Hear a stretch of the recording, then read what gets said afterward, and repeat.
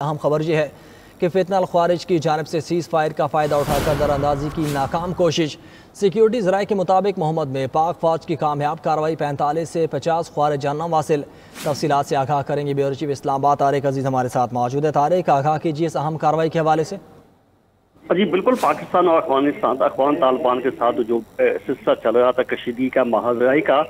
کل اس کے اوپر جو ہے سیز فائر ہوا تھا 48 گھنٹے کا، جس کا فطرت الخوارج کی جانب سے اس کا ناجائز فائدہ اٹھایا گیا، در اندازی کی کوشش کی گئی، جس کو ناکام بنا دیا گیا۔ محمد میں پاک فوج کی کامیاب کارروائی سے 45 سے 50 خوارج کو جہنم میں واصل کر دیا گیا ہے۔ سیکورٹی ذرائع کا کہنا ہے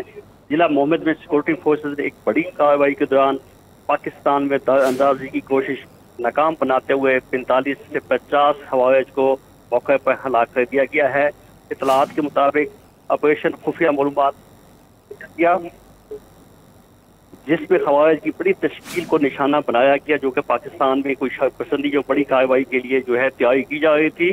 کارروائی کے دوران کئی خوارج زخمی بھی ہوئے ہیں، جبکہ پاک فوج نے علاقے کو گھیرے میں لے کر مکمل کلیئرنس آپریشن شروع کر رکھا ہے اور یہ آپریشن تاحال جاری ہے۔ آپریشن کے دوران فائر کا تبادلہ کئی گھنٹوں سے جاری ہے۔ سیکورٹی ذرائع کے مطابق فوٹیج میں آپریشن شروع ہونے سے پہلے خارجیوں کو موومنٹ کو دیکھا جا سکتا ہے، جہاں سے ان کی انٹینشن ارادہ ظاہر ہوتا ہے کہ انہوں نے پہلے سے ہی پلان کیا ہوا تھا اور سیز فائر کا ناجائز فائدہ اٹھایا گیا۔ ہلاک ہونے والوں میں خوارج افغانستان سے پاکستان میں دہشت گردانہ کارروائیوں کو انجام دینے کے لیے آنے کا ارادہ رکھتے تھے۔ جی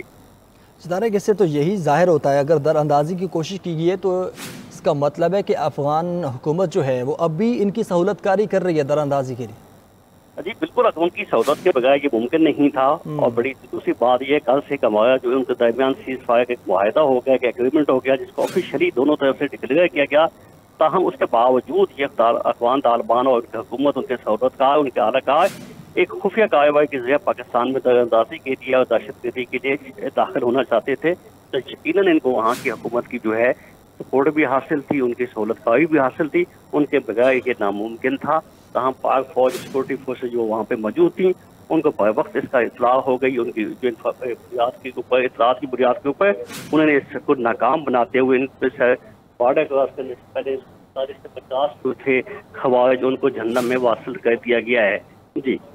اچھا طارق، یہ بھی بتائیے گا، اس سے پہلے ایک کارروائی ہوئی جس میں 34 خوارج کو ہلاک کیا گیا اور اب ایک اور تعداد جو کہ 50 تقریباً سامنے آ رہی ہے، تو گزشتہ 24 گھنٹے میں اب کتنی کارروائیاں کی گئیں اور کہاں کہاں کی گئی ہیں سیکورٹی فورسز کی جانب سے؟ جو بنو میں، وزیرستان میں اور 3 مقامات پر کارروائی بھی کی گئی تھی۔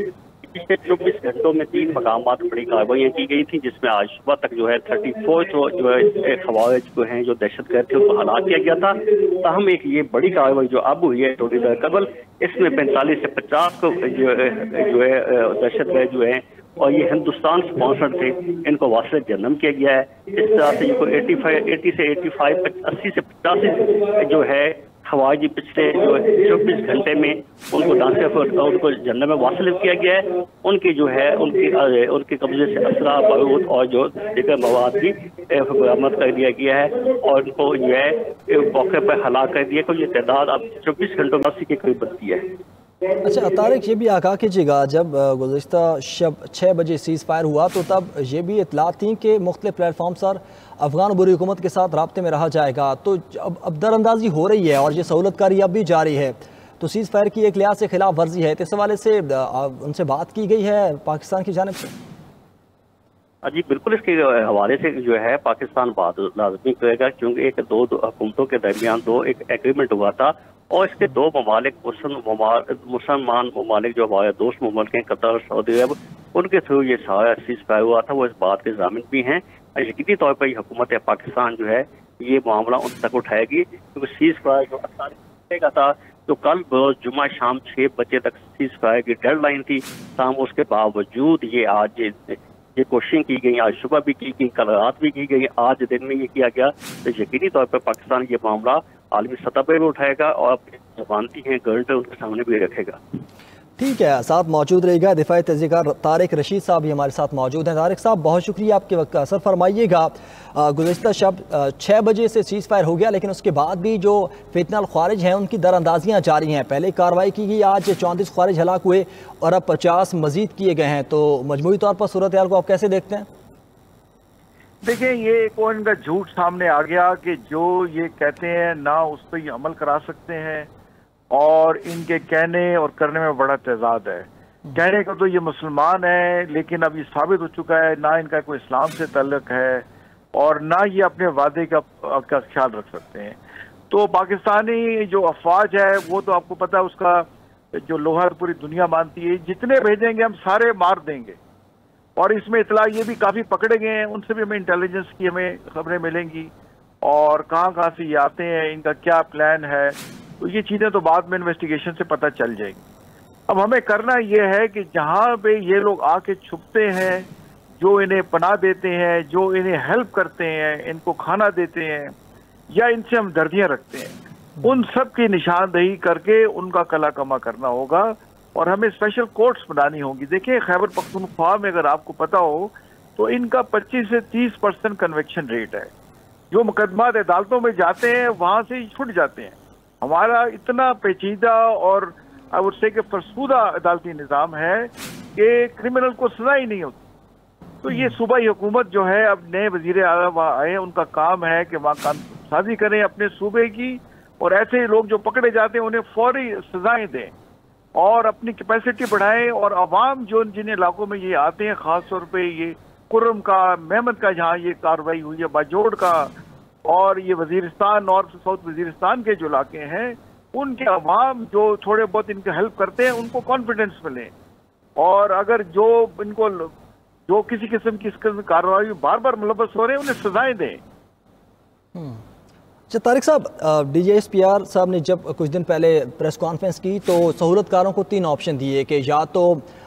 سیکورٹی فورسز کا ساتھ دیں، انہیں ہمارے حوالے کریں، یا پھر خود تیار ہو جائیں مقابلہ کرنے کے لیے۔ لیکن اس کے بعد ہم نے دیکھا کہ جب افغان فورسز کے ساتھ جھڑپیں ہوئیں تو قبائلی عوام باہر نکلی کہ ہم سیکورٹی فورسز کے ساتھ کھڑے ہیں، لیکن اس کے بعد بھی اگر سہولت کاری ہو رہی ہے تو سہولت کاروں کے خلاف بھی ایک آپریشن کی ضرورت ہے۔ دیکھیں آپشن ایک ہی ہے، آپشن یہ ہے کہ جو بھی سہولت کاری میں موجود ہے اس کا کلا کما کریں، اس کو سزائیں دیں، اور اس کے علاوہ کوئی حل نہیں ہے۔ دیکھیں 90-95% عوام تو پہلے ہی حکومت کے ساتھ ہے، اپنی سیکورٹی فورسز کے ساتھ ہے۔ یہ جن کو پیسے جنہوں نے لیے ہوئے ہیں، جنہوں نے اپنے زمین بیچے ہوئے ہیں، ان کا سودا کیا ہوا ہے، یہی 2-4 میکسیمم 4-5% لوگ ہیں۔ ان کی نشاندہی ہونی چاہیے، ان کو بھی اتنی سزائیں دیں جتنی ٹیررسٹ کو ہیں، اور ان کو پکڑ کے عدالتوں میں جائیں اور کنوکشن کر کے فوراً ان کا ایگزیکیوٹ کرنا چاہیے۔ اس کے علاوہ دیکھیں کوئی حل نہیں ہے، انف از انف۔ سر صاحب، افغانستان کی درخواست پر یہ سیز فائر کیا گیا 48 گھنٹوں کے لیے، لیکن اگر اس طرح کی وہاں سے سہولت کاری دہشت گردوں کی جاتی رہی تو آپ سمجھتے ہیں کہ اس میں سیز فائر میں مزید اضافہ کیا جائے گا، یا پھر اس کے بعد پاکستان بولے گا کہ نہیں اگر آپ لوگ ایسے کریں گے تو پھر دوبارہ ہمیں کارروائیاں کرنے پڑیں گی؟ دیکھیں ہم تو سمجھتے ہیں کہ افغانستان کے لوگ جو ڈیورن لائن کے رہتے ہیں وہ ہمارے بھائی ہیں، وہ زیادہ تر پشتون ہیں۔ اب وہ اس قسم کے بہکاوے میں آئے ہوئے ہیں اور ہندوستان نے ان کو پیسے دیے ہوئے ہیں۔ یہ کرائے کے قاتل ہیں، کرائے کے غنڈے ہیں، اور ان کا کلا کما کرنا ہوگا۔ اس کے علاوہ کوئی حل نہیں ہے ان کا پاس جو ہے۔ اور اگر ہمیں دیکھیں یہ ثبوت جو ہے یہ ہمیں جیسے بار بار مل رہے ہیں اور ہندوستان باز نہیں آتا، تو ہمیں ٹٹ فار ٹیٹ کی پالیسی اپنانی ہوگی۔ جو ہم ہندوستان میں کر سکتے ہیں ہمیں وہ کرنا ہوگا، اور ہندوستان صرف طاقت کی زبان سمجھتا ہے۔ اب وہ اس سے انڈائریکٹ طریقے سے کر رہے ہیں، ہمیں بھی انڈائریکٹ طریقے جو ہم کر سکتے ہیں ہمیں ہندوستان میں کرنا چاہیے۔ اس کے علاوہ وہ اس کی زبان نہیں سمجھے گا۔ اور باقی جو فورم ہوتے ہیں ریجنل انٹرنیشنل، ان تمام فورم میں، اور جن ملکوں کی لیوریج ہے ہندوستان پہ، خاص طور پر سعودی عربیہ جن کے 20-25 لاکھ لوگ وہاں پہ ہیں، یو ہی کے ساتھ $80 بلین کا ان کا ٹریڈ ہے، اور اسی طرح چائنا ہے، امریکہ ہے، ان کو ساتھ ملا کے ہمیں ہندوستان کی سپیس کو کم کرنا ہوگا۔